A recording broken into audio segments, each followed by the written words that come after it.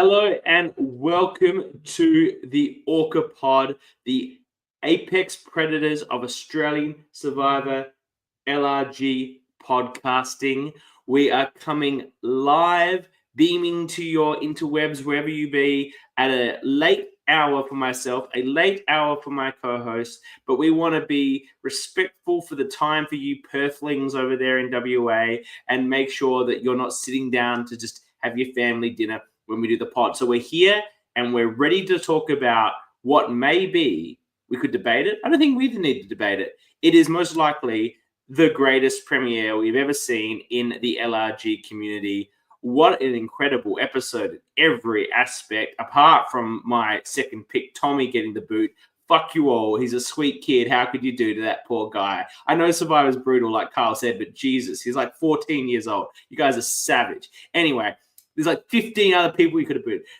And anyway, it's going to cost me more money. I'm tired of people costing me money. Anyway, we will talk about the boot later. Poor Tommy. But before, and to discuss everything that happened in this episode, I'm bringing my co-hosts. As usual, we have Dani. Welcome. Welcome, Dani. Hello. And welcome, Jules. Hello. So before we kick off with the official festivities, okay, so as I said in the post, at the end of the show, we'll be debuting our TWIOLSH, which is like TWISH. If you listen to the interviews on RHAP, they do the trivia thing after. It's fun. It's good. We'll explain the rules later. And this will be your opportunity, if you're a live listener, to put your name in the hat and say you would like to challenge CK to trivia based on the LRG community and episodes. This week, we're going to be joined by Kyle. Kyle, the host of Backyard, will be joining us to do the TWIOLSH, and we'll explain how it all works later. But next week, tune in. If you want to take on the ORCA in TWIOLSH, you sign up at the start of the show. But that's for next week. Let's get into talking about the episode.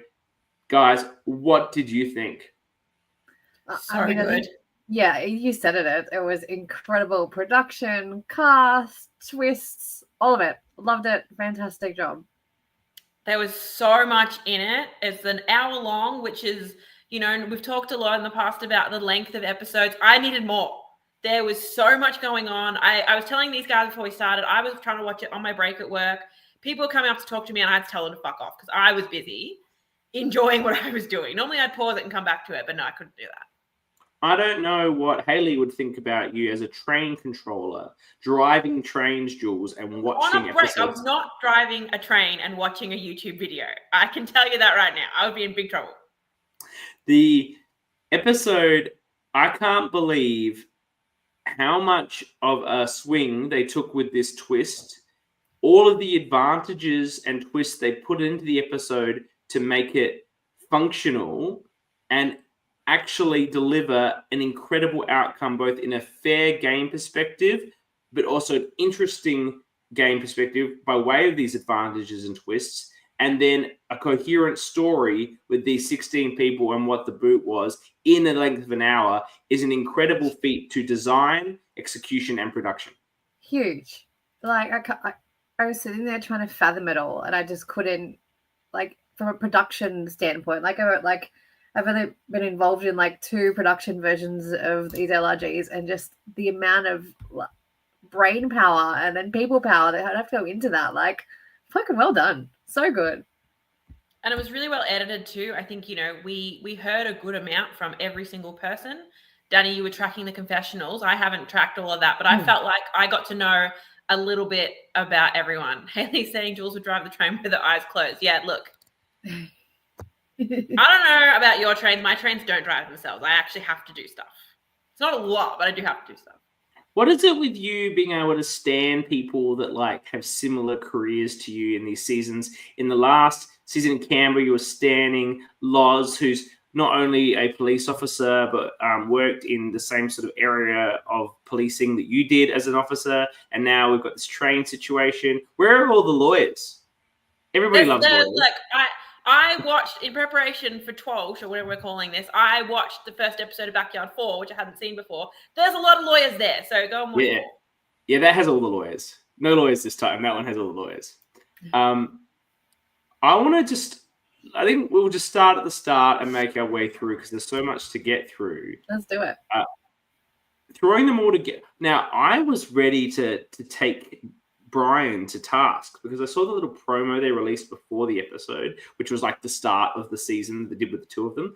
And, saying the first time in history of Survivor, they'll be starting together or whatever. I'm like, that's just one world. But I'm like, oh my God, there actually isn't just there like in the same location. They are literally one tribe to start off. I just want to acknowledge some of the players that are here. Tara, I love you, Tara. You better do better than Tommy.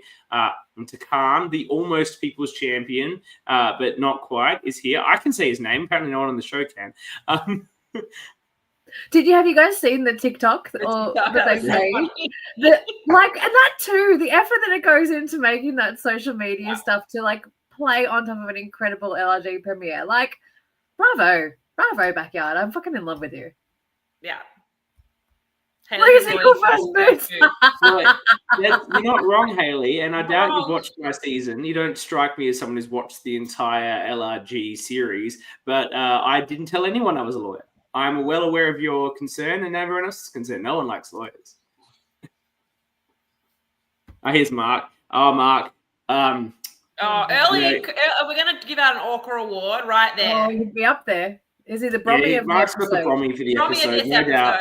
ORCA, we don't need to discuss this. ORCA of the episode, the Brommy for the ORCA of the episode is absolutely Mark. Well done. Now, don't forget that I was tossing up between Mark and Altus as my last pick, and Mark may have taken out my second pick in Tommy. Oh, but Mark is delivering in such a way that I wasn't anticipating. I am so pleased to have Mark on my draft team. I can't see him lasting a long time, but that's because that's the ORCA in him. But I'm loving what I'm seeing so far. Not a long time. Tarkan approves of my pronunciation. Okay, so we get into this big mix where they're just doing a puzzle. This really wasn't for any purpose other than to create drama, from what I can tell. It's a great way to get people spreading out, starting to have those one-on-one conversations, and people actively looking for advantages without looking sus.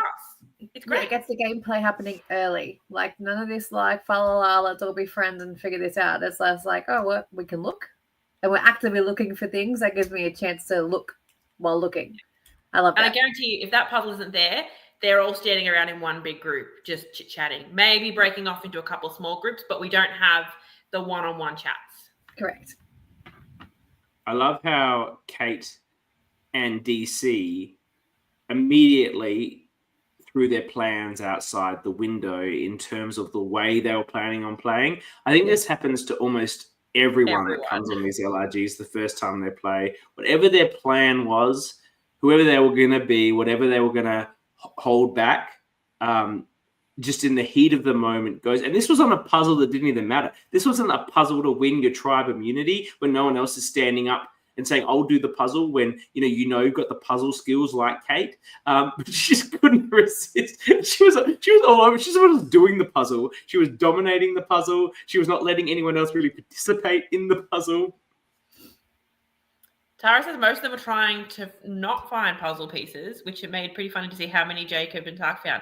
Well, yeah, Jacob found like 10 of them out there. Yeah, I was just like, all right, buddy. Again, we've just got here and we're really doing this so quickly. It led to a really interesting part later. It does. Where we'll talk about Coach and how he just spreads this information like wildfire. But his assumption, and I think genuine assumption, that there were advantages attached to every puzzle piece, so therefore Jacob must have like 10 advantages. I think he actually thought that was the case, but that would be absurd. Yeah, I can understand him thinking that there's more than one. The idea that there was only one advantage, that even I'm surprised by that. But but him being able to say, "Hey, I'm gonna stuff it up now," but Takan has found. Is that how I'm saying it? Takan. Okay, I did say it right. Okay, now I put pressure on myself. But yeah, he's found this. He's found something. He's got a bit of paper. Everyone's now got a bit of paper. That was a bit too much. But if he's spreading that around, then other people who've got him are just going to be like, "Oh, I'm not telling anyone I've got this." No one does have it. It's just him. But yeah, it's going to spread a lot more paranoia. And look, he had an unfortunate circumstance where he found something he thought they saw him, and so he felt the need to fess up, which is smart. It is a smart play. I But don't think you'd see him. Like just I the think way Jess David- definitely saw him. Jess did, David. Jess kind of even stood back to see what he would do because she kind of like went to step in and then steps back to watch him do whatever he was doing in the hidey hole of the tree. She like clocks it and she like hangs back for a second to like assess the situation. Jess saw it. Jess saw for sure. 100%. David, I don't think saw it. No, but if there's a chance if there's a slight chance that he saw it, yeah, you'd be open with him. I think. Yes, but in retrospect, that was a poor decision. In retrospect, yes. But when you don't know, Everything in retrospect, you can absolutely do. In retrospect, everything's like, oh, I fucked that up. yeah. Takan's also happy with your pronunciation. Thank you. I was a bit pressured. But speaking of Jess, I think outside of the 5 on my team, she might have been my favorite person this episode. I loved everything she was giving, and I was like, damn it, why didn't I draft her?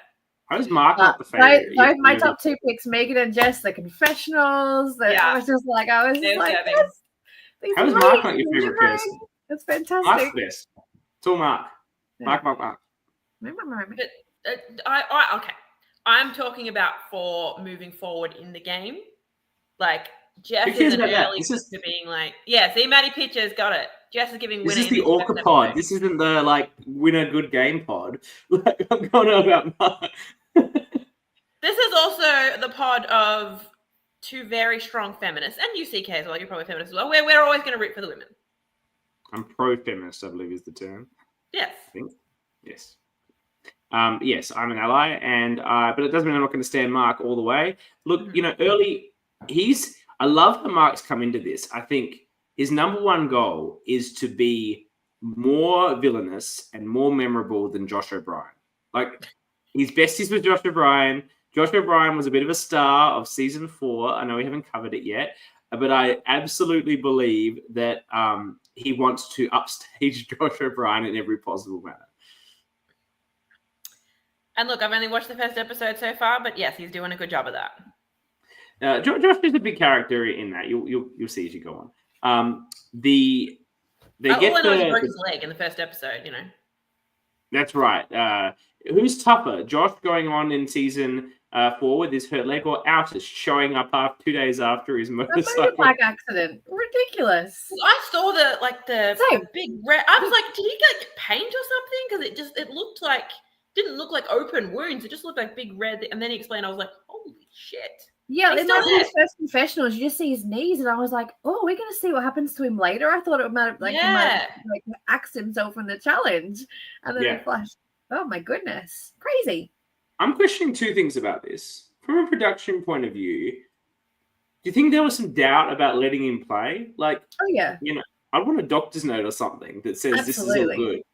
Yeah, because he just rocked up on the day and was like, yeah, I didn't tell them beforehand. Just like, yeah, I got in a motorbike accident 2 days ago. And they were like, well, shit. There's like 50 crew there. They can get there's an alternate if they need it. Yeah. No, it gives the story. If anyone would think that, it would be Hayley. I could see that. Hayley is just a skeptical queen. She doesn't believe shit from anybody. She was not born yesterday. Yeah, she has 17 siblings. She doesn't believe any story that anyone comes up with. She's heard it all. They could tell her the point blank truth, and Hayley's like, yeah, fuck off. I don't know about that. Anyway, I don't know if it's the lawyer in me, but I do feel that the liability position, I hope Brian and Kyle got themselves appropriately waived from that circumstance. You see, look, here's Matt, a healthcare professional who was concerned about this. Yeah, so that's number 1. Number 2, it must have been reasonably warm, you'd assume, but if he was worried about people's perception of him with the injury, that either he's too weak or too tough, depending on which way he was going, depending on the confessional, why not wear pants? Because I think it was too hot for that. Oh, yeah. Going back to shorts, is something I want to mention. I really liked Brian's outfit this time. It gave me real Jonathan LaPaglia vibes. But I also liked how they coordinated their outfits. So Brian had a black shirt with cream shorts, but Kyle had a white, a creamer top with black shorts, and they had the matching hats as well. It I was don't very think good. it ever coordinated so well. I give you credit. I can't say I really paid that much attention to what the hosts were wearing, but I'm glad you guys did. It was very JLP, very professional. Well done. I mean, these two are really good hosts. They've been doing this for their 5th time around. They know what they're doing. Yeah, I love these guys. The start bit with them was particularly good. And then when the camera going this way and up and down. Oh, his pants are exacerbated. I did think that. And then the number puzzle relating to that was awesome. Yeah, it's such so a nice clever. This is so clever. All this little bit of extra work, and then the cleverness put into all these concepts. It's the effort here is not in this incredible production, but now they're going to the extra effort of these little touches, which, you know, you don't have the time for the whole thing normally to add all of this in, to think about it, that codex they had. It's all just so incredibly strong. Yeah, I think we're in for a really good season overall. Yeah, 100%. So they move to the camp. We're good to move to the camp now, or is there anything people want to talk about from the puzzle hunting? Or more just when they get to, you know, they've got their puzzle, they've solved it, and they're all there, and then they do all right, take one buff and hand it down. They're all like, oh shit, we're going to be. Oh, Tara says backyard always goes so hard with the Easter eggs. Yes, I'm about to get onto something that I am interested in, something that I haven't written down if Kyle or Brian said it. I think it was Kyle saying you got to find your tribe within the tribe. That made me go, ooh, what's that going to be about? So because we don't know, I'm assuming they're not staying one tribe this entire game.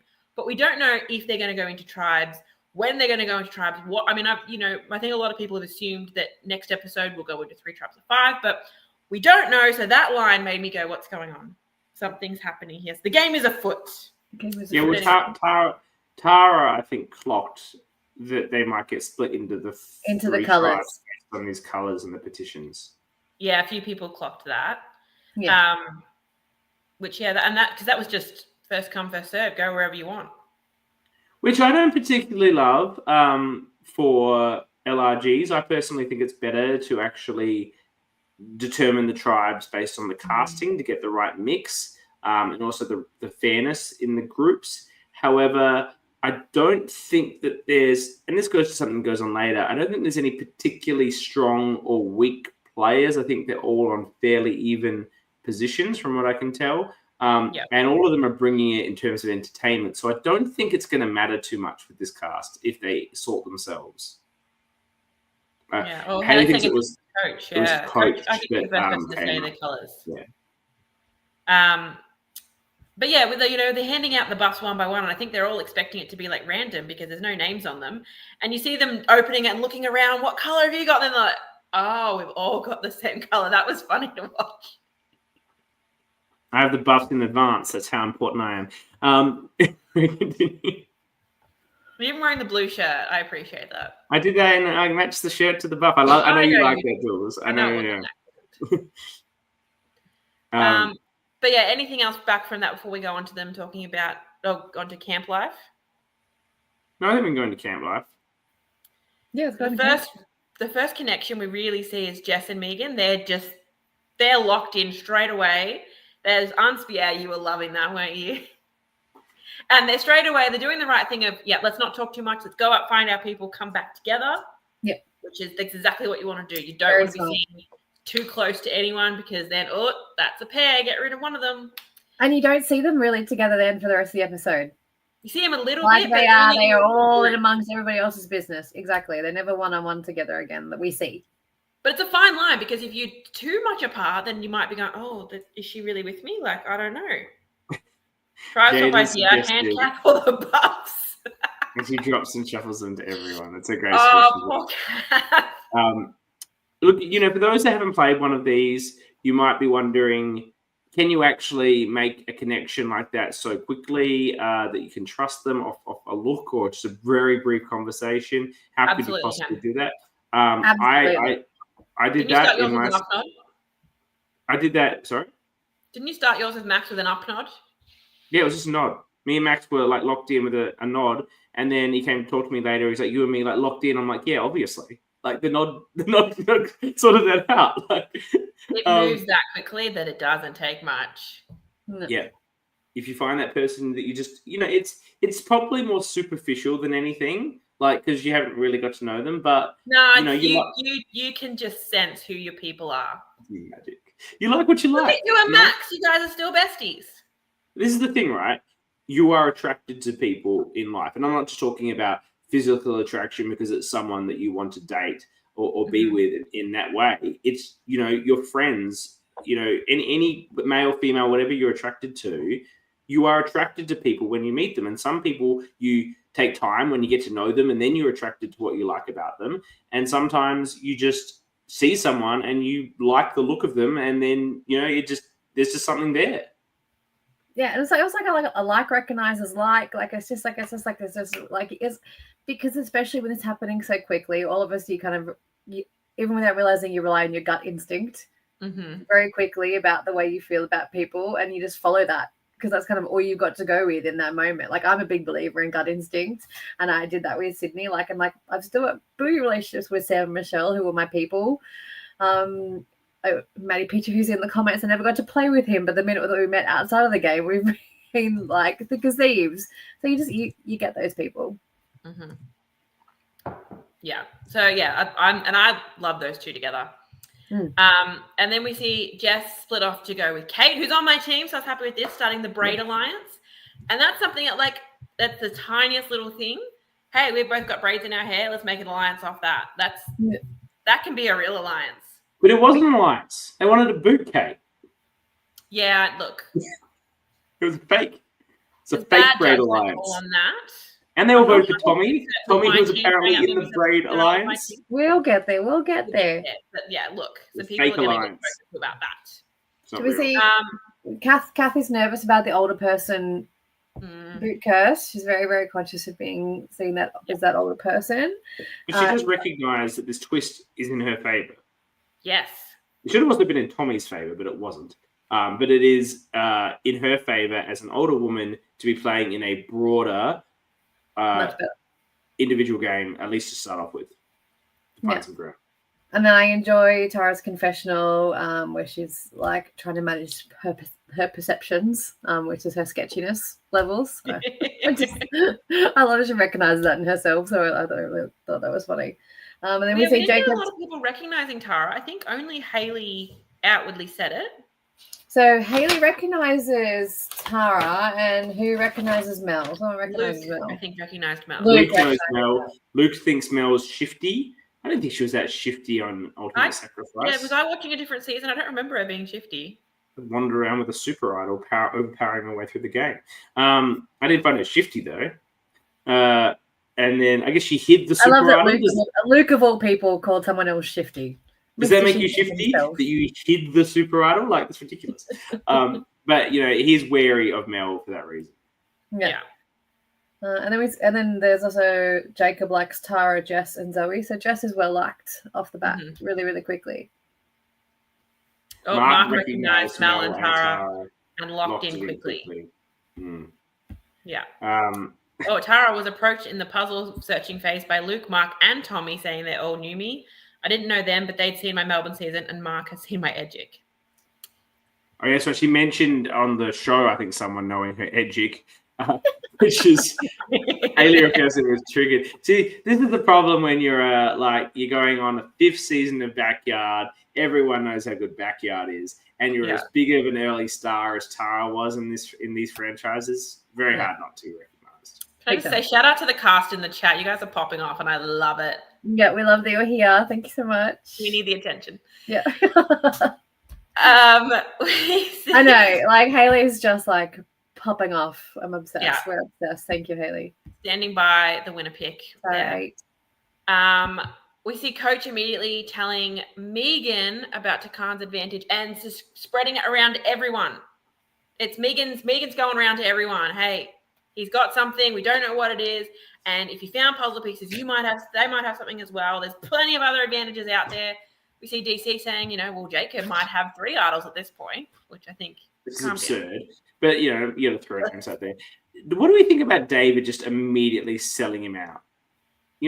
would you use this as a way of building a relationship like Jess intended to, or would you just sell this mofo out? How dare he have an advantage? Well, How dare I think did Coach mean it to go around to everyone, or was he just trying to build trust with Megan specifically? Pretty sure Mark told other people Megan that spread it Megan. around. Pretty sure he told other people. Yeah, I think in the situation, it's a name of advantage for a reason. Knowledge is power. So sharing that with someone is a great way to build some trust, but it also shows, well, hang on, if I've got something and I tell this person, they're going to tell someone else. So it shows that, hey, this person trusts me, but they're not that trustworthy at all. So it's a double-edged sword of whether you do it or whether you don't do it.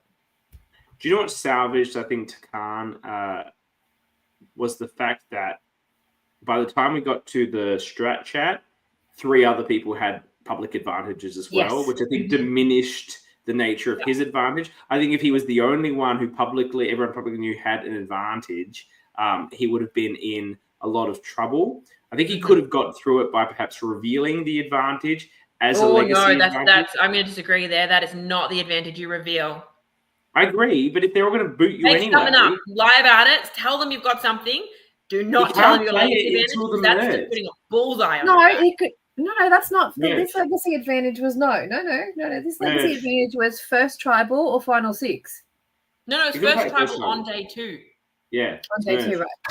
I like that phrasing as it well. It was not at merge. Well, fine, first whatever. tribal on day 2, you would think would be merge. Yeah, but it's a whole day away. The point I'm making is that if he was under a lot of pressure, which he was for a brief moment, reveal it. I agree. It's not the one you want to reveal, right? But it's actually nothing for a whole day. Mm-hmm. So if people are threatened by the unknown, it may mean you're in trouble come the end of day 1. But I'd rather be end of day 1 than boot it out first. Now, if I knew someone had a legacy advantage, I'd be trying to get them out. Well, why are they going to give it to you? Maybe. Not if you're trying to get them out. You've got to build a relationship with them first, Jules, and then boot them, and that takes time. You can't just boot them out right away.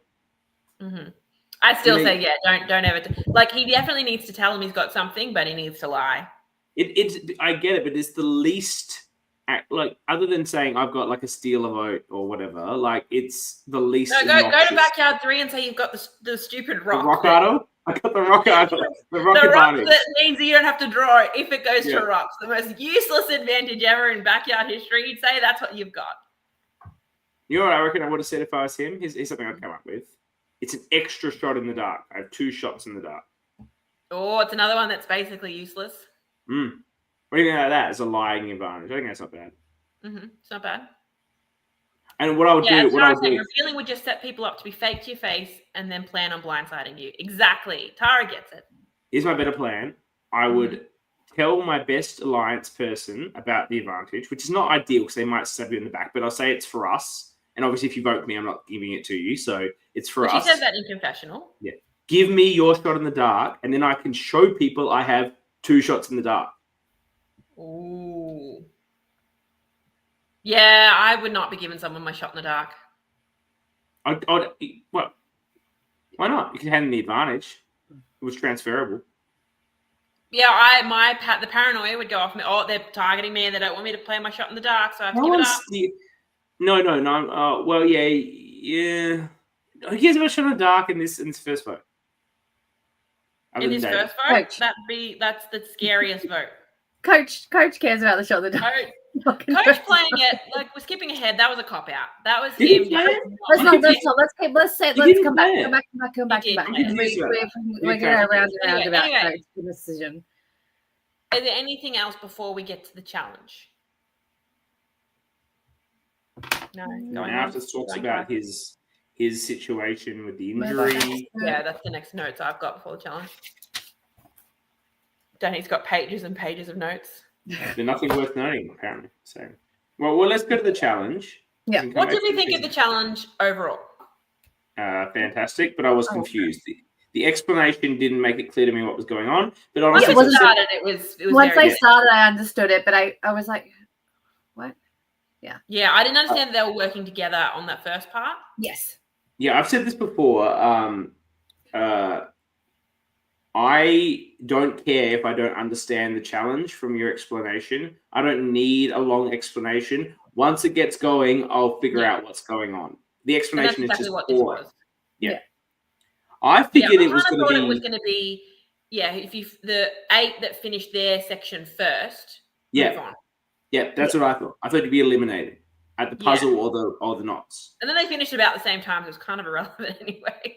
Yeah, I felt the knots were going to be easier than the puzzle. Well, they didn't explain what the puzzle was. Well, and then it was once we saw it, it was the 1 to 100. So that's a much easier puzzle than a jigsaw or something. I agree. It's easier to do with a large group, but I still feel that's harder to do with a large group than everyone just taking an individual knot. But I guess that was the point of it. Yeah, a puzzle is with 8 people, too many cooks. Even with it's just numbers in order. Yeah, whereas everyone could just go to their own individual knot and just do it. Yeah. Poor old No, I Tommy, liked it overall. I love the sticks in the rope. I love when we see challenges that are from Real Survivor, and it's something like Mel said, I've always wanted to do that. Like, I would love to give that a go. Yeah, so Those I love sticks- production-wise the split screen where they like split and you saw all the Yeah. squares. Loved that. I thought that was fantastic. I really enjoyed that twigs- production. The twigs look really flimsy as well, Yes, really flimsy. Like DC's like, I've done this at home, and why He was can't I so do it upset here? with himself, Because the darling. sticks you have at home probably are like way better than these sticks, and you cannot ensure you have the Tara, level. big braining everything. Well, So there was a the TikTok. symbolism of this challenge to be the stages representing the number of starting tribes and their colours in each backyard season. I figured that out today. There was a social media post about this. They didn't tell you the answer, but they said No, there they was a didn't. I puzzle. wrote down the numbers on my post-it note today to be like, what the fuck am I going to figure that out? It's Yeah, I not didn't the get it tribes in either. each season because season 2 started with 4 tribes and there was no 4. Yeah, there was. The second number was 4. For what? I think there was 4 trays. Oh, okay, yep. Yeah, the numbers are 1, 3, 2, 4, 3. One. Yep, okay. Yep. 1, 3, 2, 4, 3. Yeah, there you go. Yeah. I did not figure that out. Yeah, we've had 2 seasons start with 3 tribes. One season start with 2, 1 with 4. Yep. And 1 with 1. Love my DC voice. I'm even trying to do a DC voice. Anyway, it's my voice. He does some good accents, though, I must say. That's what you get with an actor. The sticks, he just doesn't have those sticks at home. You can never make sure you have the same level of cracky they need to materials. be like going together, like that much overlap. Haley was actually getting her block last and winning the individual. Yeah, well, because she didn't have to do much in that first park. She was last to get there. She was fresh. I was a little bit confused in the final part of the challenge. I thought that Zoe had won it, and then wait a minute, she hasn't won it. I thought she got it. Did I just? Well, I was doing about 50 k's on the bike where I watched this, so maybe I was distracted. She couldn't get the ring off. Can we speak about Zoe for a moment? The People's Champion. People's Champion. She just doesn't give a fuck. I think she's going to go far. No, look, I think she's got strategic ability. I think I had very much underestimated her when she spun up as the People's Champion. I was like, oh, okay, that's not exactly Eden, but now that we've seen her, I'm like, oh, okay, I see you, Zoe. I see you. Let's keep shipping the relationship between her and Eden as besties, obviously. They would be besties. The situation I felt was about this was one case. She comes in with Jess. They'd been paired. They were leading the group, coming to pairs. And Jess is like, strategically, do you want to take separate ones or whatever? She said, I don't care. Whatever. They should have gone to separate ones. When you're the first one there, it's like, hey, we can both win immunity. But I'm pretty sure there's other times when she has... there was another occasion where she was just really nonchalant about something strategic someone put to her. But I don't think I think she is strategic, but she's basically playing this airhead girl that she's not. I'm just here to have a good time. I don't know what's going on. Meanwhile, in the confessional, right, here's where the numbers are. Yeah. But I think you're killing it. Like, it's one thing to have this fake persona you're going to do, but it's another thing to just make the objectively poor strategic decision by going to the same thing together. Like she's backing it up with But the actual if they're actions thinking that are hard. that's going to be their tribe, then Well, maybe again, she wants to. well, yeah, I don't know what she's thinking. 4D chess, big brain Zoe, who's predicting the tribe thing and wanting to be a Jess. Like if she's at that level, like the people's champion, oh my god! Like we do have a habit of this in this show, of sometimes incepting strategy that wasn't there into people's maneuvers. But Really let's get good. on it. Sure, she called it. She knew it. Yeah, Really I was mean my best that guess. had to have been a factor. And Tara said no reason to set oneself up as a threat after first challenge. Exactly. See, I'm here Yeah, for the like- Tara comments. She We gets know it. how Tara felt when she was given that advantage. She was Oh, Yeah, yeah. looks good All over her face. too. Oh. I'm about to get to that. Tommy also went to my partition after doing the paddle with me. See, yeah. well, that worked out for you very well, didn't it, Mark? Poor old Well, for Tommy. you, Mark, you got yourself an Lamb idol. to the slaughter. So yeah, we see Altus win, Mel win for orange, and Kate for pink. And during the we see Kate's and what do you think about Kate? She doesn't really gel with anyone. It's only a small group of people throwing the name out there. So Jess throws her name out there. It's Jess, and I think she's. I thought it talking was to- Luke. No, Jess says it to Luke, and then they have a discussion about it. Well, Yeah. shame on you, Jess. Yeah, Luke's just on board. He's like, sure. Cool. Yeah. I remember Right. Yeah. And then it's kind of like anyone but me mentality at this point. You're like, yeah, that's the person. I think- you don't know how actually serious said- that name was. Sometimes just a name gets thrown out, and I think they wanted that shot of, ooh, let's vote out this person. Oh, they want immunity. He said, she said, what about Kate? And he's like, is that the one with the pink hair? And they're like, yeah. And he's like, sure. Yeah. That's how. Look, I'm still holding out hope for Kate. I don't think that alliance exists. I have to get something out of stealing her from Danny. If she ends up being the someone braid that goes alliance- early, that's going to suck. The braid alliance does not exist. Jess has braids. Zoe does. That's the alliance. Tara's sort of there, but not. They were going to vote out Kate, who also seems much closer to Tara. And Tommy. I don't of think we've course. got any lines drawn at this stage, if I'm going to be honest. Like, I have Do we- no idea what happened next. Do we think Tommy was not involved in the braid alliance for real because you really couldn't do a decent braid with his hair? As much as he said, You could have done a lot of little braids. You would need a lot of time, though. yeah. Poor Tommy. You know, if he had longer hair, they could have braided it, and then maybe he'd still be here. He seemed quite uncomfortable with the I concept. don't think so. Yeah, I don't think so. Even with a good braid, I don't think he's It's a little stuck bit around. awkward. I think, to be honest, we'll get to why he got booted, but I think it's possible there was a way out for him, and we can talk about that in a moment. Let's talk about the advantages first. I want to give some credit to the crew member that had to write all the names on the scroll when they got to the partitions quickly and neatly, and then get them in the scrolls into the advantage. There might be a little bit of time after the challenge breaks up, but I feel like if that's not done very quickly, then it becomes a lot more obvious about the names, and Mark is maybe not able to pull off the move he pulls off later by saying he's got different names to what he does. If everyone was waiting for them to fill it out, I think it would have been clearer. So crew and production must have been very quick on that to get those names written as soon as people went to the petitions. Yeah, there would have had to be a designated person at a challenge who was sat back away from everybody, but like that was their only job. Yeah. Thankfully, one of the groups took forever. Yes, that's true. That is true. But also, when people are doing the challenge, they're not paying attention to what crew's doing. They're just so focused on what they're doing. Oh no, I agree, but I'm saying if they couldn't, if they had to do it in between challenge and the reveal, that would be more. Hashtag secret squirrel. Yeah. What do we think of this advantage? The bet on who you think is going to go home to get an idol. I think it's fun. Brilliant, absolutely brilliant. I think it's fun. We saw it literally drive. Like, I think that's the main reason that Mark wants to get Tommy out. I think he could have potentially been a name that was out there anyway, but the reason he pushes so hard, hey, I get an idol if Tommy goes, cool. Bye, Tommy. It's the only. Sorry, you go. And it forces those three people to have to be strategic straight off the bat. To be like, the timer, like where they got to flip the timer and they have a certain amount of time. I love that. Before double council, that plus his bounty advantage where they need to ideally get what they want. There's no time for the niceties that you get so often at this beginning of a LRG. Like, there's not that time for where are you from? What do you do? Like, it's like, we're gonna fucking go here. which I love, straight into it.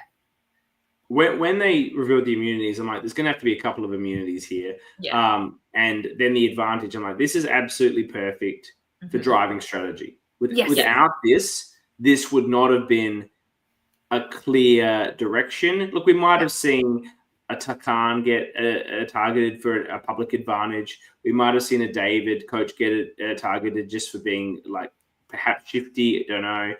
Maybe Tommy, you know, the reasons for Tommy, I don't think were just on. He was quiet and not engaging with people. But it gave direction to this vote and made for such an interesting discussion point.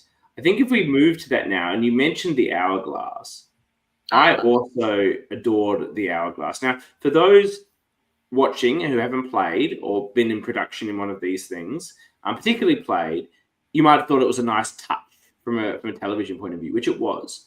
But for your being out there, you have very little time normally for the strat chat, and you don't really know how much time you have. So to give an actual indicator, because generally what happens is you're chatting, people are pulling you off the confessionals left and right, and then at some point production walks over and says, it's tribal council now, and you're like, wait, what? Like, but we're not ready yet. Well, they're waving at you in the background from the camera being like, 2 minutes. Finish up your conversation, we gotta go. And then run the tribal. It does somewhat impact their ability to go off schedule and then to bring things back on schedule with the hourglass. Like, because sometimes those strat chats just get cut because some challenge takes way longer than it should. So I don't know how they managed that. And I also felt they blew the siren like before the thing had quite gone. But I guess I love the siren though. I love that far from the distance. The siren sounds. Stop talking. That's it. So good. It was effective from a television point of view and a production point of view, as was everything this entire episode. So the strat chats begin. There's one definitive moment where I feel that Tommy got booted. And I was very carefully attuned to this because I wasted a high draft capital on Tommy. And so I was like, no, not Tommy, please, God, no. I thought of you when it was him. I was like, oh, poor CK. A number of names were circulating. And he was... A lot of names. But I just want to, and we'll go to all of those, but he was told Tommy by somebody. Sorry, Tommy was told DC by somebody. I don't know. I think it was by the girl. A discussion about getting out. This one was hilarious. This part was hilarious. I want to talk about these 2 points. My favorite person in this whole strat chat, besides Mark, was this person because he did 2 things that I really, really loved. So one was the discussion about who should we get out? And someone said, "Oh, the strong guys." And I'm like, "Who are the fucking strong guys?" Who are the strong guys? There's not like an obvious like muscle man over there that we need to get rid of. Like everyone looks about the same. And DC, like the 50-year-old man, is the strong guy. Like, yeah, they're like biggest out. Like what? The fittest guy is obviously Jacob, and no one even mentioned him. Like, but the lawyer the thing is DC also a lawyer? I don't know what's going on here. Fine, strong, fit. Anticipation that you're going to be fit and capable in the physical components of the challenge. Takan's right here. Yeah, but you purposely nerded yourself up for this, Takan. Yes, you're in great shape, but you know what you've done. You talked about this in your thing, the glasses and like the hair in the bun and like. You wanted to be unsuspecting. You wanted to be the nerd. So shush. Put him in a singlet. Take his hair down and remove the glasses, and this guy's a beefcake. He's deliberately absolutely, exactly. The hair down, this lush, like Fabio over here. Singlet. You've got a look, mate. But there's a point of discussing this, and I'd say Luke has the biggest arms out of anyone. But when they're talking about a strong man, all he did was sort of like grab his stomach and like stick it out. Like, don't look at my biceps over here. Just look at this stuff that I've got. I love that really subtle move. And I loved the moment that he basically torched Tommy, where Tommy was told DC, and then he's talking to Luke, and Luke said, "Who have you heard?" And Tommy's like, "I've heard DC." He wasn't trying to vote DC. He said, "I heard DC." And Luke in the same shot just turns around, walks to DC and says, "Tommy said your name."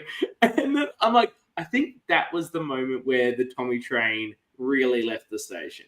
Because DC had decided that it was Tommy throwing his name out, and it's like, oh, honey, no. The girlies were doing that. He really didn't. And it was all Luke in this one little subtle move. And I honestly think part of it just Tommy shits and never giggles. denied it. He was just like, yeah, I said He's it. like, I was like, no, you didn't. No, you didn't say it. No, he didn't say he didn't say it. That was DC's problem. Someone else confessed to saying the name. That was Mark. Yeah. Tommy. No, that was for Takan. When he heard his name, Mark was like, oh, well, Tommy needed to be told a name, so we threw out your name instead. Like, this whole thing was... The issue was Tommy didn't want to sell out the people that had said DC. Yeah. So when DC asked him, did you say my name? He said, no, I haven't heard your name. I didn't say your name. Whereas what he needed to be saying to himself, yeah, I'm not saying your name, but people have said it. I've heard it. And then DC's going to say which people, and he's not going to want to say that because he clearly wanted to work with that group, which was like your Kate and Tara and people like that. Mm-hmm. Well, it's the Pink Alliance. Kate, DC, Coach, Tara, Takan, right? I love the Pink Alliance. I don't know if DC's really in the alliance. I think Tara's clocked that they're going to be a pink tribe, and she's going to have Kate, and she's going to have Takan, and she's happy with that. Yeah. What did we think of Tara? Mark's complaining about the mess. 16 people with sub-lists on the petition. No wonder you got confused, Mark, and you just weren't sure who was on your list, right? It was just a confusing situation. See if everyone buys that next episode. I don't think Haley will. We see all three of them handle this advantage very differently. You know, Zoe's like, I'm just going to keep it to myself. Maybe I'll tell someone. Mark's actively lying about it, whereas Tara's like, here it is. This is what it is. And I think as the person coming in with a threat already, that's the absolute best play. Show people what it is and then say, you know what? I don't want to vote out anyone on this list because I don't want an idol. Here's what I've got. If we don't vote out anyone here, I don't get anything. I know how you think, Tara. I'm with you. I would also want to play with Kate and Takan. Yeah. Yes, I mean, they're on my team. So, yeah, of course I did. I think absolutely. It was a great tale of using the advantage differently. There was even a split moment where the vote was on Takan, and that came back to Tara. He doesn't really want to vote him out. But then she's like, oh, but he's on my list. I could get that idol. And then she's like, no, actually, I'd rather have him in the game than have this idol. That was the decision. She didn't want to push the Takan boot when that name was moving around. So Mark's saying Tommy's name was already out there, and then he was on my list, and I read my advantage and didn't flop it back. Yeah. Mm-hmm. Okay. Mark leading them down the garden path was villainous. But the question is, like, if Tara had received this advantage privately and was the only person that had it, would she have told everyone about it, or would she have kept that to herself? No, I think she keeps that to herself. Yeah. Yeah. The biggest part is it's 3 people have the same information. 3 people have it, I think, and she got it publicly. Like, I think, that's the only way to handle it, to be transparent about it. Hey, guys, this is what I've got. Everyone's going to know about Mark's idol. I really felt like, I actually thought for a second, because so watching this in the real time, I was really worried about Tommy. And then I thought, because it started with Tommy, then it moved off Tommy. I'm like, when it started with Tommy, I'm like, oh, Tommy's safe. He's fine. Yeah. The first name is never the one that goes. Moved off Tommy. And then Mark started popping out. I'm like, oh, Mark, you're playing this really well. And I'm like, are you playing this too well? You seem to be able to coordinate like 15 people here. That like they're going to clock that down the track. And then like someone clocks it like immediately, like it was Altus. He's like, I don't like how Mark's controlling 16 people right now. Yeah. Altus clocks Mark quickly. Yeah. Altus is his best buddy who gave him the advantage. And once I thought that what Tara had been saying was getting around and people knew how the bounty advantage worked. And so in my mind, if I knew that, I would have been targeting Mark. Well, you're trying to take out Tommy to get yourself an idol. Well, you can go instead. And that way nobody gets it. I don't think that information was able to pass around in the time available. Because I think it will be discussed in the next episode. But I just don't think that the fact that Mark had been deceptive about his list. Hang on, see, Tara's giving us the info here. Mark's bounty list was interesting with 6 names. Gave him room to hide his names. Knowing I had 5, I was actually okay. So that's really interesting. Really, really interesting. Yeah, that's true. And she saw Mark in the meeting. Well, and the fact that group had 6 and is now 5, that would actually be perfect if those are the tribes, because we're in 3 tribes of 5. It's not amazing for Altus, who made a horrible decision to vote for Mark. I really think this was a really poor decision. This is a guy that you felt good enough vibes with to hand the advantage to, and for him, it seemed like he was quiet. That's fine, but you can build off of that. You can build off of that. Like, that's something that you can work together. Maybe Mark comes to him and tells him about the idol. Everyone's going to know about it anyway. And how do we use this to our advantage? Like, you don't have to. I just see no reason why Altus voted for Mark. Like, the vote wasn't there. Obviously, did he maybe not know? Had he been told that the vote is on Mark and he didn't get the word? Because sometimes it's the last thing that you hear. I don't know. One person did it wrong. One. If the vote was more split than that in 16, I could accept that. The only way people make these mistakes is if you think you've actually driven the vote, like you think you've convinced people to vote for Mark. And so, well, of course, you're voting for Mark. Not that you heard Mark was the name. Mark said, he asked me a direct question about my advantage. I dodged it as I wanted to ally with the women. Mark's going the Eden route. Is Mark the Eden of this season? Fuck the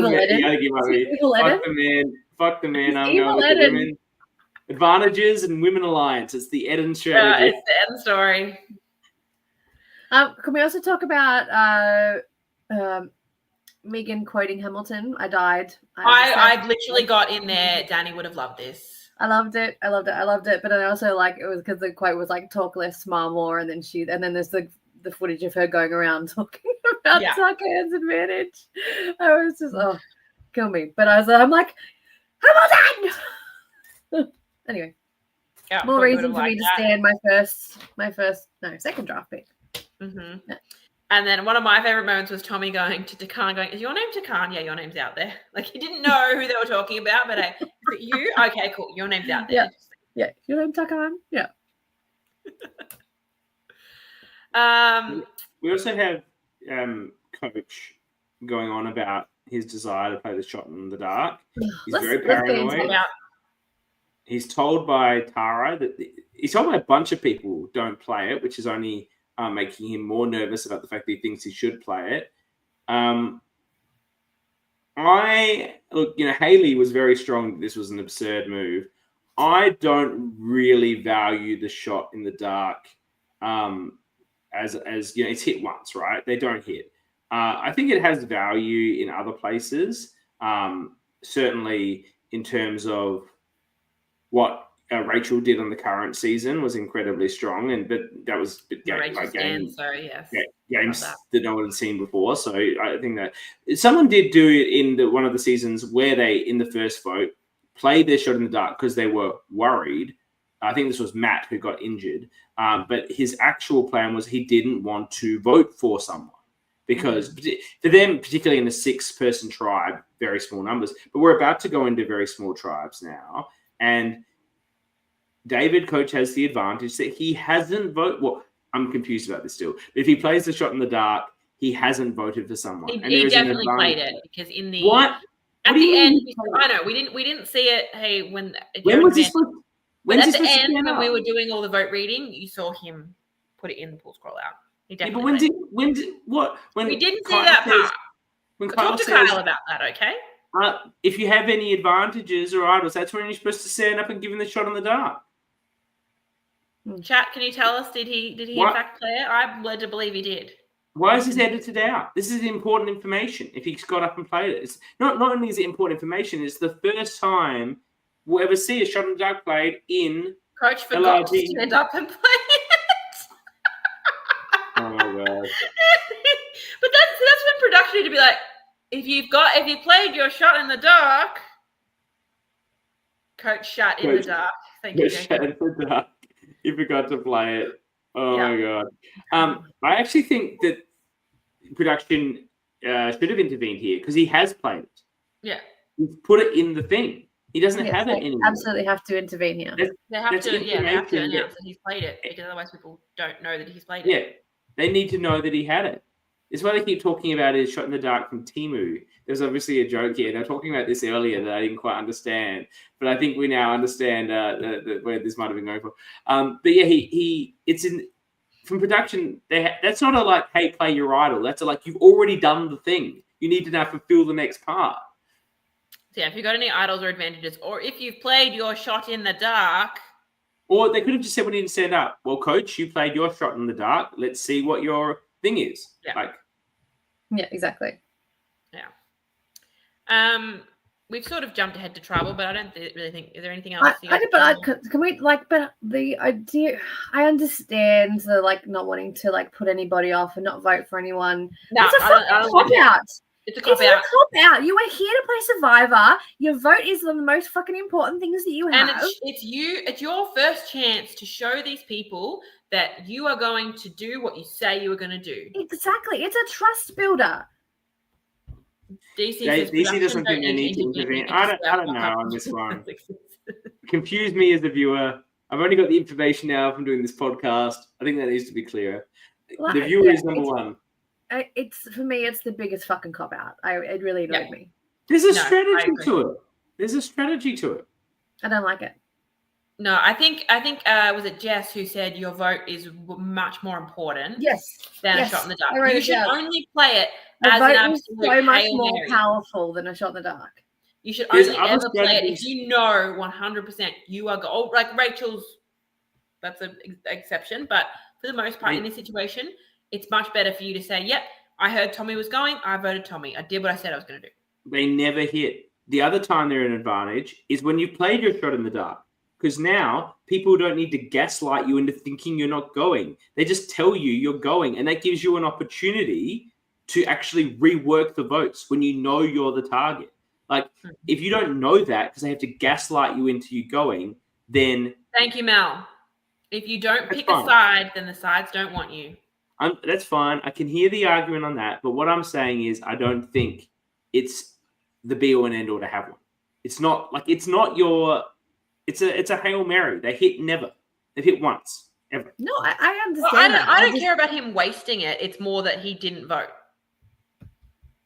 And that was his whole thing is I don't want to have to pick someone. Well, you fucking play in Survivor. Yeah. Don't play then. Go home. Give someone else. Yeah, I don't care if he throws out his shot in the dark, doesn't ever use it. That's not. I don't care about that. It's the fact that he did not put pen to parchment as everyone else did. Look. Yes, I'm saying I agree with you. I'm saying there's reasons to play it strategically or not. Whereas you're saying it wasn't strategic. He just didn't want to vote anyone, and it's a bit soft. Mm-hmm. Where is the guy that's throwing a ball at his daughter's head and like laughing when she doesn't catch it? There? Where's that coach? Where's this lovey-dovey coach? It's the coach that tells all his friends that he loves them. All right. Yeah. And it's the coach who wants everybody to win. Yeah. I don't really have many notes about tribal, just mainly like when Mark says, I don't know why I've heard my name. I wasn't running around trying to shoot guns at anyone. Yes! Really, Mark? Really? Yeah. I was like, what the fuck? I was like, hilarious that Mark says he wasn't running around throwing out names. I was like, that's exactly what you were doing. Girlfriend you were. There was Mark's looks at tribal, his face, like he's looking like he wasn't looking at anyone, just dead set in front of him. Yeah, and it was a bit of like when any advantages, it's like nothing, it's so good. And then like as the Tommy votes start rolling out, there's a couple of Tommy votes, and he's like little smile, and then there's like one of them like with the other votes come out for him, I believe, and he's like and then the Tommies start just rolling out like one after the other, and the smirk on it, the evil smile. It was like Tim Curry in Home Alone 2, where he finds the credit card like declined, and the smirk. I watched that movie the other day, so I've got that image in my head. The Grinch smile, just like he's trying to hide it, but it's just like, and I think part of it was because he got the idol right, sure, but I think mostly it's because he just executed that poor kid, and it was all him. Like, I did that. I executed that poor kid. I just crushed that poor guy's dream. That poor little kid's dream. And look, that's the one thing about having 16 people in one vote. It's just, that's a lot of votes for Tommy. I feel bad for the kid because assuming that, yes, Coach did play his shot in the dark and there's 2 votes for Mark, that's 13 votes for Tommy. Yeah, I thought this. I thought the silver lining would be more of a split vote, and that way I could get some more points for the draft. Because there's so many votes here. Right? Your this is golden scoring system. Golden. Yeah, all your scoring system did was for Canberra made sure I didn't come last. So you fucked yourself up with that. I almost beat you, whatever. I'm just saying. I know, that's what I mean. If it wasn't for your scoring system, I would have been up. Neither of you won, so let it go. I'm just saying, but that would mean he's got to pay for dinner, not me. I'm just saying this was a prime opportunity to just cop a few points, even with Tommy going. It still didn't fucking happen. You savages just took him to the slaughter. I think also there's going to be a case of mob mentality there. No one wants their name to be out there. So if there's a name going around, jump on board. Yeah. And we've talked about this before with a number of first boot votes. Ultimately, it's not about you. Generally, there's not a person that's so obnoxious or so off-putting in these games that everyone's voting for them. It's just when someone says your name, does anybody say, nah, I'm not doing that? And that's what's critical. You've built enough relationships that someone is prepared to not go with the flow on you as the option. And because Tommy was quiet and younger, he hadn't built those relationships. And so no one was willing to stand up for him and say, no, I don't want to vote Tommy. Correct. There was some of that, but ultimately, when it came to the crunch, they all folded. Yeah. Tommy was also probably even if he didn't go, probably getting booted from the 5 tribe. Anyway, oh, absolutely. If that's where we're going on the next episode. Yeah, we don't know where we're going next, but assuming that we're going to 3 tribes of 5, which makes Mark's idol so powerful. An idol on a 5-person tribe, you can't split votes. We can, but it's a very difficult way to do it. It's going to be interesting though, because Altus is on that tribe too. So that's going to be an instant point of antagonist. And is Hayley there too? No. She's on the yellow. Hayley's on the yellow. If they are split this way. Was Hayley on the? I think Hayley was on the blue partition as well, or whatever they. Maybe you're right. Maybe Hayley is there. That's a group of that's why she was so pissy about the Tommy thing, about being live. Tara, I think if you're a quiet person, laying low in the first round is not the play to make connections quickly as much as they like. 100%, absolutely. I think it's an appropriate strategy for a Big Brother game where someone has to actively nominate people, but when it's Survivor where everyone's on the chopping block, no good. 100%. Do we have anything more before we go into the first ever TWIOLSH? We'll talk about next time. Also, I love that redemption is a choice. So if you really that heartbreaking, you don't want to do it, you don't have to. You can always bail out of everything. And I don't know anyone who's not going to go, but I like that crossroads moment. I think that's really great TV to be had. And then I'm looking forward to the Hayley Mark showdown in the next. What's gonna be good? It would never happen, but someone could be an icon and walk down that path and go, you know what? Fuck this shit, and just kick the sign over and walk off. I'm out. That would be no one would ever do it. It would be amazing if somebody did. Iconic. Yeah. Okay, so now Dani, I want to clog the screen, so I want you to be our person behind the scenes controlling the comments while we're doing. But don't put comments up. I'm going to remove the comments so I can't see them because I know that everyone's going to be jumping in with answers. Jules can't see the comments. Then I can't see the comments. You'll be the live comment person. I can see the comments. I've got the answers in front of me. I wrote the damn questions. Oh, well, it doesn't matter. You can't see the comments anyway. All right. Oh, fine. Doesn't matter. All right, so I'm going to remove Dani. She's going to, we'll bring you back for the end, for the dance. And I've sent Kyle the link. Now, do you want to explain for those that don't listen to RHAP exit interviews how TWISH works? All right. Well, Kyle will need to know this as well, but I'll explain it anyway. Tara, you are allowed. Well, we can see the comments right now. I see the comments. I cannot see the comments. So yes, you are allowed to play along. Yeah. That's an honor system from both of you. You better be there. So there will be a total of 6 questions in this quiz. They will be on the first episode of previous LRGs because we're doing the first episode. There will be the mandatory 4 questions about backyards 1, 2, 3, and 4. Then Kyle will have his choice of any other LRG except for Melbourne 1 because they literally only have one episode. So We could have done that because Kyle was on Melbourne 1. It would have yeah, been I'm an not. advantage. Yeah, I wasn't doing that. And then You'd know more than me. CK will get. He will not get a choice of which season he gets because he has an unfair advantage. So we will spin a wheel. How it'll work? The question will. I'll read the question first.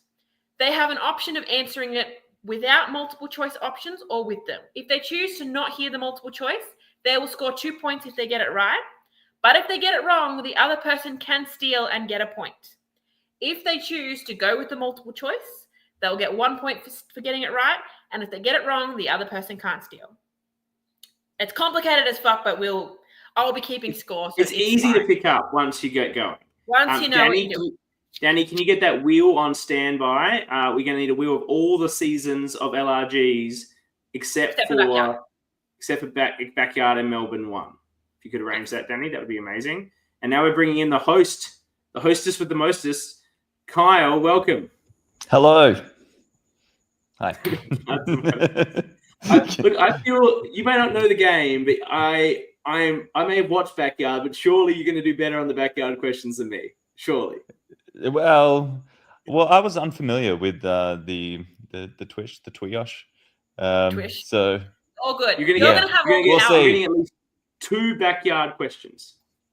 So basically, Kyle, for Backyards 1, 2, 3, and 4, you are going to get to decide which seasons you will get to answer the questions for and which seasons you think you get to CK. So I don't know. Kyle's picking everything. So do you pick the ones that you feel stronger about or the ones that you think CK's weaker on? I don't know. But what would you like? Which season would you like your first question from? Oh my God. Okay. So to be clear, Kyle, season 1. Let's go season 1. Okay. Episode 1 of episode 1. Okay. That's this week. Yep. You see? Episode 1. Initially, when you mentioned this weekend, I was like, we don't have dates or anything. What? Like, like what was happening on the 18th of December back in 2018? Episode 1s we're doing. That's the key. Yeah. Very good. All right. So Backyard 1. So at the very first tribal council, a hidden immunity idol was played by Emma. How many votes did she negate with that idol? So to recap the rules, if you choose to answer without any options, you will score 2 points. But if you get it wrong, CK can have an option to steal. Or you can choose to hear the multiple choice. Oh, wow. This is going to be embarrassing now if I get things wrong. 1 point for the multiple choice. Yep. Emma negated 1 vote. That is correct. So 2 God. points for you, Kyle. Yes. It was a 3-1-1 with 1 vote getting negated. That was a fun. Was that vote from the ORCA of the season, Matt? Yeah, I think he received the other vote. Yes. I don't know if I can't remember who he voted for. So, okay, what would you like CK? Which season would you like CK to do? 2, 3, or 4? You can go with 2. You can go with 2. Which go in order? All right, CK. So in Backyard 2, in the first episode, we saw a kidnapping twist where the winner of the challenge got to pick someone from the runner-up to kidnap onto their tribe. Who did they kidnap? I know it is. Tristan. That is correct. They liked his hat. They liked his hat. That's exactly it. Such a hat All right, Kyle, theme in Backyard Survivor. 3 or with 4? Yeah, let's go with 3. Go with 3? Oh, that's bad. Sorry? I'm sorry. So season 3, as you're aware, the theme was exile. Who was the first person exiled? It was Halim. It was 2 points. Okay, this is going to be tough because we haven't done Backyard 4 in the coverage. So for a lot of these, I've reread them, I've rewatched them, I've got notes, I've covered them in detail. I have not I also watched am familiar with the overall arc of 1, 2, 3. I have literally only watched episode 1 of Backyard 4 in preparation. You're watching it for this. So I don't know who wins. I don't know anything. I've only watched this like whenever it aired, 2 years ago. So this is going to be tough. All right. Well, CK, Backyard 4 also started with a one world twist in the very beginning. And then there was a schoolyard pick for tribes. Who was the last person chosen? Oh my God. Okay. I can do this. It was a woman it was who are the women on this season? I feel like You can feel take like- the multiple choice if you want. I feel like Kiara picked this person last. I think Kiara had the third pick, and I think she picked this person last. And who was on Kiara's tribe? Oh, was it the woman? I might spoil it for you here. Is it the woman that made it to the end? Give me the multiple choice. No. Give me the Your multiple multiple choice. So your options are Casper, Julie, Joe, or Josh. Julie. That is incorrect. It was Joe. Is Joe who I'm talking about? Is it the end? You'll I see don't- when you watch season 4. I do not know. Oh, I'm losing. All right. So, Carl, we're going to move on to any other LRG that you like. You can choose which question you would like about episode 1. So, for What? reference, you can choose from Sydney Survivor 1, from Melbourne 2, Melbourne 3, Brisbane 1, Canberra 1, 2, or 3. Oh my days. Let's go Canberra 3. Canberra 3. Recency-wise. I was hoping you'd pick this one. This was my favorite question that I wrote. Uh-oh. It's probably So- about Andrew. Sorry? It's probably about Andrew. It is not. yeah. So, at the very first tribal council, who said in their voting confessional, it's not personal, it's just drag? Oh my god. Someone said that. Eden. And I loved it. It was in my notes. Would you like the multiple choice? Oh, He said an answer. He I said said an an answer. answer, yeah. I said What did you Eden. say? I didn't hear you. I said Eden. Eden is incorrect. So, CK, your chance to steal. I do not know this, but You don't get the multiple choice, so okay. What's the current scores here? I've got to get it anyway, I guess. you're currently 2 points behind. It's But you still have Survivor. another But question. So, what do you say? It's Survivor or not? What was the quote? it's not personal, it's just drag. So it's not going to be Eden, right? Because he said it. John would never say that. Neither would Squin, nor Jay, nor Aiden. So nor Anthea. So it's going to be Bethany or Maddie, and I'm going to go with Maddie. Okay, the multiple choice options were Bethany, Eden, Maddie, or Squin. The correct answer was Squin. What? Really? Big drag That race is fan. such a blind Big drag side. race fan. Drag race. I thought I was Yeah. thinking a whole Wow. different sort of drag. I was in a different headspace. All right, so no points for that one. And can still CK, get- for your final category. Yeah, Mel got it with Squin. Do we have the wheel, Danny? Does Or Danny we have the cut? wheel? Yes, Yeah. I'm just going to spin it and tell you. Okay, good. All right. Spinning. If he gets playing with fire, I'm going to laugh. I love playing with fire. Canberra 1. Canberra 1. Okay. Okay, we have covered this season. So, where Sorry, was this, the I get very- this to take us. Sorry, I get this right. We go to a tiebreaker, right? Yes, and I do have a tiebreaker question. Right. Don't worry, I covered that. So, in Canberra 1, where was the first hidden immunity idol found? At Tribal Council, More information. under a chair at Tribal Council, under the That's bench. correct. It was found by two-time player Emily, Keegan's sister, who was promptly voted out on a 3-3-1 split. Didn't play the idol. Jeremy got the other 3 votes and went on to win the game. Correct. Very good. Very good. Yeah, I had as one of the options in the voting booth. So for the tiebreaker question, How does tiebreaker work? it's going to be a closest to. Okay. Not without going over or anything. So we mentioned Melbourne Survivor 1 is only 1 episode. How long is that 1 episode? Who goes first here, or what? Kyle can go first.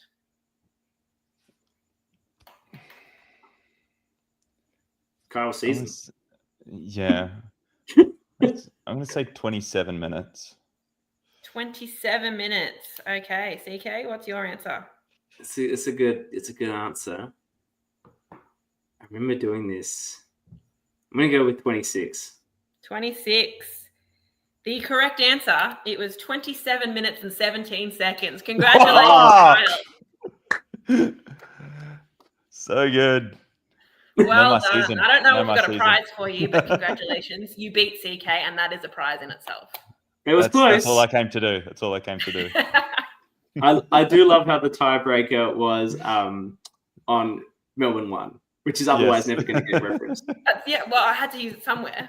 A special moment for Kyle. I'll just That means I now need another tiebreaker next week, so I don't know what I'm going to do with that.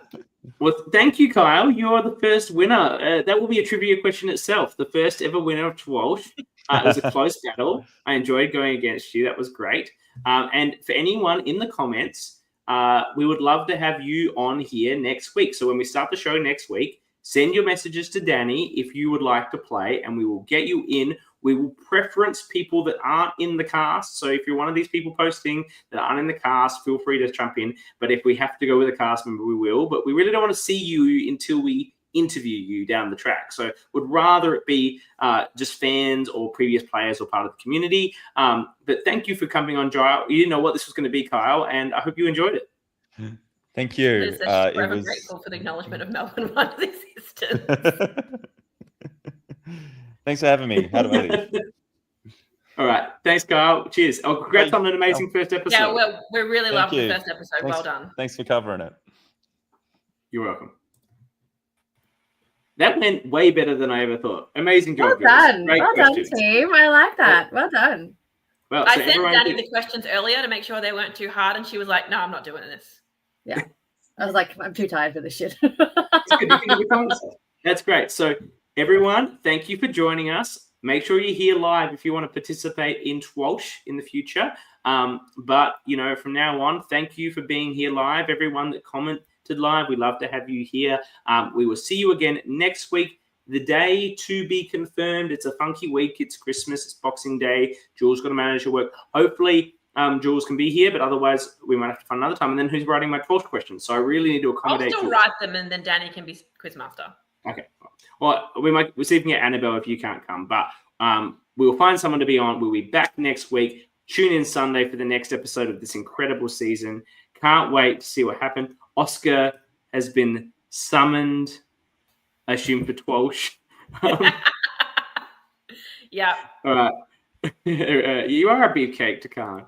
I want to see the hair down. When I eventually interview you, I want the hair down. Anyway, thank you for joining us. We will see you next week. Until then, goodbye.